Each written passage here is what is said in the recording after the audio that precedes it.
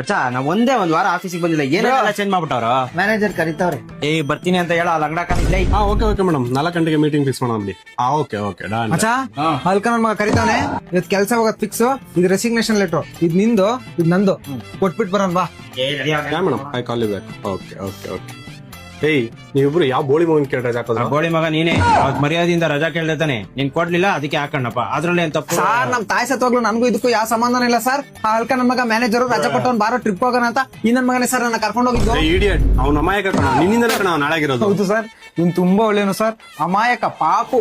ಇವ್ನಿಗಿರೋ ಒಳ್ಳೆತನಕ್ಕೆ ಇವನ್ನೇ manager ಮಾಡ್ಬೇಕಿತ್ತು sir. ಆದ್ರೆ ನೀವಾಗ್ಬಿಟ್ಟಿದ್ರ ಅಲ್ಕನ್ ಮಗ ಬೋಳಿ. ಏನೋ ಹೊಣಿಕತ್ತ ಇದೆಯಾ? ನಿಮ್ಮಿಬ್ರು ಫೈರ್ ಮಾಡ್ತಾ ಇದೀನಿ ಕಣ. ಎಲ್ಕನ್ ಮಗ ಫೈರ್ ಅಂದ್ರೆ ಶೂಟ್ ಮಾಡ್ತಾನೇನೋ. ಮಚ್ಚಾ ನೀನ್ ಅಷ್ಟೊಂದು ಓದಿಲ್ಲ, ನಿನ್ ಗೊತ್ತಾಗಲ್ಲ ಸುಮ್ರ. ನೀನೇನ ಏನನ್ ಫೈರ್ ಮಾಡೋದು? ತಗೊಳ ಏನನ್ ರೆಸಿಗ್ನೇಷನ್ ಲೆಟ್ರು. 4 ದಿನ ರಜಾ ಹಾಕಿದಕ್ಕೆ ತಿಕಾಲ ಮಾತಾಡ್ತಾನೆ. ನೀನೇನ್ ಮಕ ನೋಡ್ತೀಯ? ನೀನು ಎಸ್ ಎಲ್ ಇವತ್ತಿಬ್ರಿಗೂ ಒಂದ್ ಮಾತು ಹೇಳ್ತೀನಿ ಕೇಳೋ. ಇಡೀ ಬೆಂಗಳೂರಲ್ಲಿ ನಾನು ನೆದ್ರಾಕೊಂಡು ನಿಮ್ಮಿಬ್ರಿಗೆ ಯಾವ ಕೆಲಸ ಕೊಡ್ತಾನೆ ನಾನು ನೋಡ್ತೀನಿ ಕಣ. ನಾವು ಅಷ್ಟೇ ಕಣ. ನೀನ್ ಇವತ್ತು ಈ ಬಿಲ್ಡಿಂಗ್ ಇಂದ ಹೆಂಗ ಕೆಳಗಿಳಿತೀಯ ಅಂತ ನಾವು ನೋಡ್ತೀವಿ ಕಣ. ನಿಮ್ಗೆ ಐತೆ ಕಣ್ರೋ. ಯಾಕೆ ನಿನ್ಗಿಲ್ವೇನಲೇ?